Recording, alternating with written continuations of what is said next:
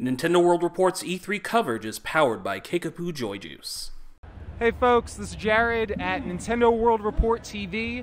I am here with Matt Kramer of Sanzaru Games. What's up, guys? How have you been doing? This first day at E3, it's pretty crazy already. How are you enjoying it? It's crazy. You know, like just in the morning, rushing in with all those people. Of course, going to the Nintendo booth first. It's exciting. It's a great time to be here. I saw you playing a little Mario and Luigi. How was that? Yeah, it was great. I played some Mario, Luigi, played the Zelda multiplayer, a little bit of the Mario Maker, and overall, Nintendo's got a great showing this year, and really impressed with all their lineup. Yeah, it's looking cool, Nintendo. But we're here to talk Sega and a little game, a new sequel to your Sonic Boom Shattered Crystals last year. Yep. So I want to ask, I guess, how's development going? I guess, the game was just announced, last week, a week and a half ago? I think people weren't expecting it, came a little out of nowhere. If you could just talk a little bit about that. Yeah. We've been working on the game for a while. When we talked last year at E3, we already had the game in progress. And working on the first game, we really leveraged a lot of, what people liked about the game and what they did in Shattered Crystals, and just tried to make a more refined experience in Fire and Ice. Cool. I did play through all of Shattered Crystals. I enjoyed it. Yeah. I have to ask you, one of the things I felt that I guess sort of wasn't my favorite was that the fact that you had these, as you were progressing through the story and the game, you would have basically your progress would be stopped, and you would have to get some collectibles to be able to move on. Yep. And it was the kind of thing where maybe you would play 1, 2, 3 levels, and then you would have to immediately go back and replay those levels. Yep. I want to know, have you changed things up a little so maybe you could do things differently to progress? Yeah, there is no blockers like that in the first game. You can go straight through the game, right to the end. The next stage will always open up. The secondary stuff that you're collecting is all optional now. The other big thing that we did is we changed the level layouts. So they're not like bigger mazes and giant maps where you're all over the place. It's a much more linear, classic Sonic experience. And that was another thing that a lot of fans that played the game Shattered Crystals didn't like. They didn't like the big maze structure. They wanted more of a classic Sonic experience, and that's what we really look to try to bring to them. Okay, awesome. I must admit that with the last game, the mazes, I did sometimes feel, I guess I got lost a little bit. So you've definitely gone back and tried to alleviate that. Yeah, the level structure is much more linear. It's much more straightforward. We're really good at reading the comments and what resonated with people and what people really enjoyed and what they wanted out of a sequel. So, the new level layout, the forward progression in the game, and the elements of Fire and Ice are really fun. And we got some really fun little puzzles and stuff just with mixing up the elements. Could you explain a bit how that Fire and Ice mechanic works? Yeah, so you have the 5 playable characters. We have a new character, Amy, which wasn't in Shattered Crystals, and then each of those characters can switch to Fire and Ice modes. Each of those modes augments the base character's abilities. So Sonic, for example, you have your air dash. Now you can change that air dash into like an ice dash or a fire dash, and you can freeze things, unfreeze things, and we have a bunch of puzzles layered in with that. Okay, cool. Yeah. Do you have? I know. I guess you did have you did switch up the gameplay. I know you had the levels where it was like behind the back, and you were like skating through the stages. Yep. Are those back? We do have that back, but it's set up in a different way. We don't have the launchers that launch you in the back, but we do have some parallaxing where you'll be in the front of the stage and you'll see stuff in the background that you can get to, and you get launched there through like a bounce pad. So more like the latest Kirby. Like you'll see puzzles in the background. Yeah. Okay. Is there any? I guess a lot of the classic Sonics had like bonus rounds and things. Is there anything like that in this one? Yeah, we added challenge rooms. So each stage has a number of challenge rooms, and you'll go in there, and they're very difficult.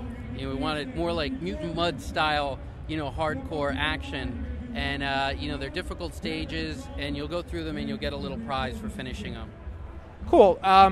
Another thing, I guess you do have collectibles. I understand that you don't need them of progress, like you were saying. Yep. But what do I mean? I don't want you to spoil anything. I'm not going to but spoil it all. I think a criticism, or at least people were asking. Like, I think people want to get collectibles. They enjoy doing that, but they want some awesome prize at the end if they get them all. Is there anything like that in this game? Yeah, I mean, in the first game we had the collectibles that would pay out to like the little toy machine and stuff, and those were cool. People like them, but in this one we have even bigger prizes. I'm not going to reveal what they are, but some of those prizes do lead into the multiplayer aspect of the game, the multiplayer racing. So they're going to be better, they're going to be bigger, they're going to be more usable items. They're not going to be always just little portraits, little toy trinkets that you unlock. All right, cool. Stuff you actually use in the game. All right, awesome. Multiplayer. Let's talk there. How exactly is the multiplayer working in this one? Is it all? Is there any online also? It's just Wi-Fi local, but the rival races that we had from the original game were very popular. They were very successful, and we thought just playing with your friends one-on-one would be fun. So we got a lot of stuff planned for that. Awesome. Is it single card, or do both people need a copy of Sonic Boom? Both people need a copy of the card. Okay. Another thing I wanted to ask, I guess I feel like you guys were sort of in an unfair position because of, I feel, the Sonic Boom on Wii U was received very negatively, and I feel like unfairly you guys got, on the 3DS version, also got some of that. People not realizing the Wii U and 3DS games were made by different people, and I feel even now, for this new game, people are like, another Sonic Boom, how could they do that? What are your thoughts on this whole situation, and is there anything Sega's doing to, help let people know that this is a new title, this is a sequel to the 3DS game, has nothing to do with the Wii U game? Yeah, I mean, we have an amazing producer, Omar, and, he's already spoken out and, tries to get our name out there and really segregates us from the Wii U game. It was a little unfair for the first launch, but, the team and Sega's really happy with what we've done with the game. And, for Fire and Ice, I'm really proud of what we've done. So I just want people to go out there and play it, and it's not the Wii U game. It's a totally new experience. And if you're a Sonic fan, you're a Nintendo fan, I think you really enjoy it. Awesome. I wanted to ask a little bit again about controls. Like someone like Knuckles, are the characters still, are their movesets very similar to they were in the last game, or have you changed things up a bit? All of the characters have been revamped. They have the same moves, similar moves to the old ones, plus a bunch of new surprises. But the actual controls, the animation, the feel of the characters was a big thing from the first one. We, looked at the feedback and kind of dug into it. And this game is going to be even better. I mean, Sonic just controls more like the Sonic that people know and love. And I think fans will really resonate with it and they'll really enjoy it. Okay, awesome. One thing I know that there was just one more about, I guess, like the actual level design. So is it more, like you were saying, they were more like mazes in the last game. Yep. So it literally is like more like linear, go from left to right. Not that all classic Sonic games were like that, but this kind of thing where multiple paths, but you are going left to right, going through the stages, and I guess, speed at times, but also trying to build up speed, but also having obstacles in the way, that kind of thing. Yeah, the first thing we did is I pulled up a bunch of old maps from old Sonic games that I really enjoyed, and sat down with the team and we really looked at how they flow, how they work, and really picked apart what people like about Sonic levels and the flow of it, and that's where we started. It is a left to right, really fast Sonic-paced design, but there's still the optional exploration. And if you want to do that and go off and do the side stuff, that's fine. But at its core, it's a much more linear A to B layout. Okay, awesome. I guess final question. I know you guys did Sly Cooper. Oh, a lot of boy. us were big Sly Cooper fans. I want to ask, could we see a future Sly Cooper from Zanzaru? Is that a possibility? You know, I love that franchise. I feel that we left it with a cliffhanger. I want to clean it up. I would rather have the story of Sly and the gang finished properly, and we'll figure out where he is and what's going on. But that's really up to Sony and Mr. Shu Yoshida.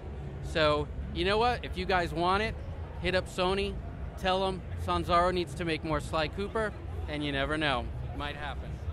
In a world with Shenmue 3 getting kickstarted in like Crazy. 12 hours, anything could happen, and that would be really cool. So, Yeah, it would. And, you know, that Sony's presentation, it just, you know, you got Shenmue 3, The Last Guardian, and Final Fantasy 7. You never know. It could happen. But you guys are out there. You guys are the fans. Let Sony know. awesome. Thank you, Matt. Thanks so much. Thank you very much. Nintendo World Report's E3 coverage is powered by Kickapoo Joy Juice.